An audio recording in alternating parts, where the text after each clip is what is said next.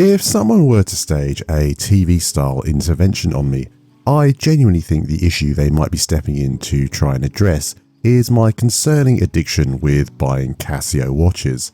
This one in particular has a tragic story behind why I own it.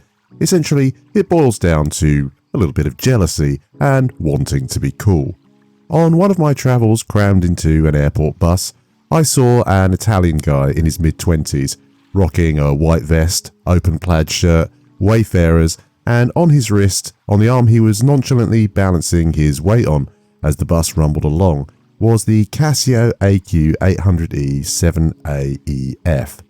In that moment, to me at least, he was the single coolest human being on the planet. Now, to be fair, I think that guy could have made anything look good, but I am not young, attractive, or indeed Italian, so I wonder, can I pull off this retro jewel timepiece? Or am I going to end up selling it on to someone with a bit more panache than me via eBay? That's the question we're trying to answer today, and with all that said, let's get into the video. The AQ-800E owes its retro stylings to an earlier model in the Casio back catalogue, the AQ-450, which launched back in 1986. The 450 was part of Casio's attempt to diversify within the wristwatch market and expand their hybrid range, offering both analog and digital time displays. You'll notice a few differences between the AQ-450 and the modern reiteration that Casio themselves describe as a contemporary update on the existing formula. Instead of two buttons on the left as with the newer model, the 450 has one, and instead has a crown to adjust the analog display to the right of the dial where you might traditionally expect to find one. The other notable difference is the use of red and blue on the digital display to outline the start, stop, and mode functions. These are small differences, but I have to say I do think the 450 is the better looking watch. It has that Star Wars, Alien, Blade Runner, 1980s film technology aesthetic to it, which the AQ-800 doesn't really capture. Instead, the AQ-800 is sleeker, and if you go for one of the coloured dial options, more overtly stylized. If you're a fan of the vintage piece, you can pick up AQ-450 models anywhere between $100 and $200 secondhand, depending on the condition. I don't think I'd advise you to do so though, given the age and low cost of the models at launch. But if you prefer the older aesthetic as I do, the option is definitely out there. There are a few ways that you might view and interpret an Anni-digi display in terms of a watch complication.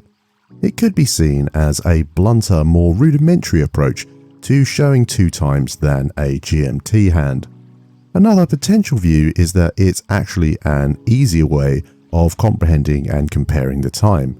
It has the added benefit of being able to cope with time zones that have 30-minute offsets, India and parts of Canada and Australia for example, which is something that most traditional GMT complications cannot account for. For me personally, it's the experimental retro aesthetic that I really like about Anni-digi watches. That combination of tradition and what was at the time modern technology. While Casio still uses this hybrid approach in a lot of its models, and I would use a huge chunk of their G-Shock offering as evidence of that, the AQ-800 is arguably the watch that highlights the feature in the most obvious way. Unlike other offerings, the AQ-230 range springs to mind, the digital display gets its own dedicated section to the watch face, and includes some of the labelling you might expect to see on their more traditional digital models like the F91W. While clearly a small unit compared to a dedicated digital-only display, it does still pack a stopwatch, calendar, day-date display and alarm functionality, which are all nice to have. The AQ-800E is a small watch, 32mm in diameter and less than 9mm thick. When I think back to the guy on the bus, sorry for bringing him up again, the wearing style for it he had going on I could only describe as slinky.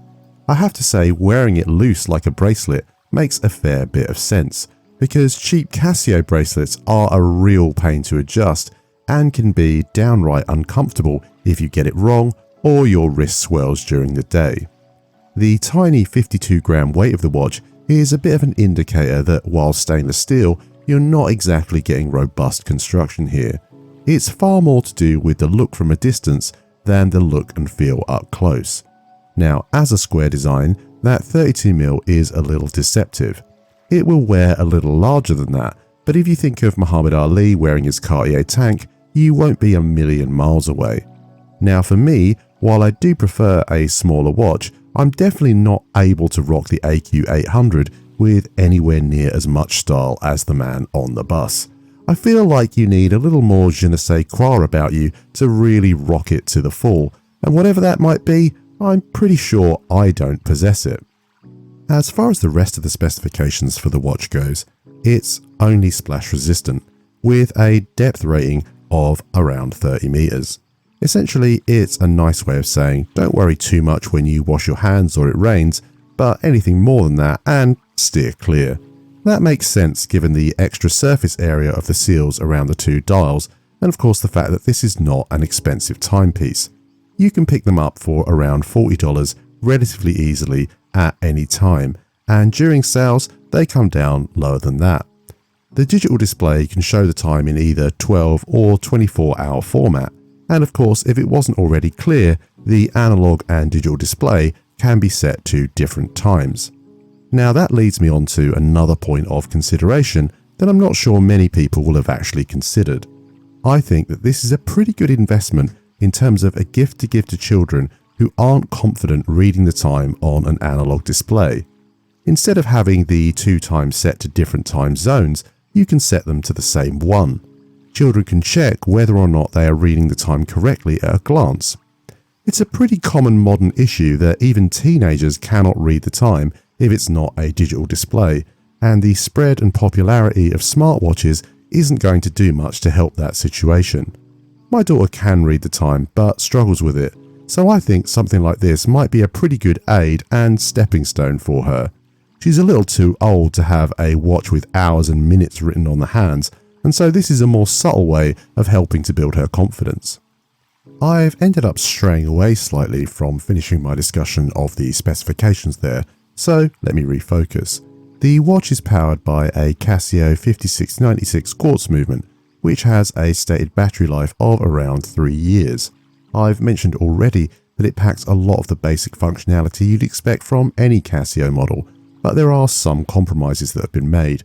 It doesn't have any kind of illumination or backlighting for the digital display, and no lume on the analog one either, so not the best when the sun goes down. While the viewing angles on the digital display are not bad, the display itself is really small, and so not exactly ideal for checking the time at a glance if you're in a hurry. The displays are covered in resin rather than crystal, which is more flexible and shatterproof, but clearly not as strong and can be prone to showing up damage a fair bit easier.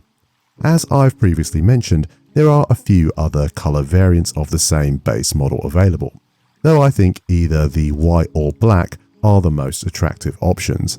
There is also a white dial variant with numerals on the hours, but I think the design of that one looks a little off to my eye.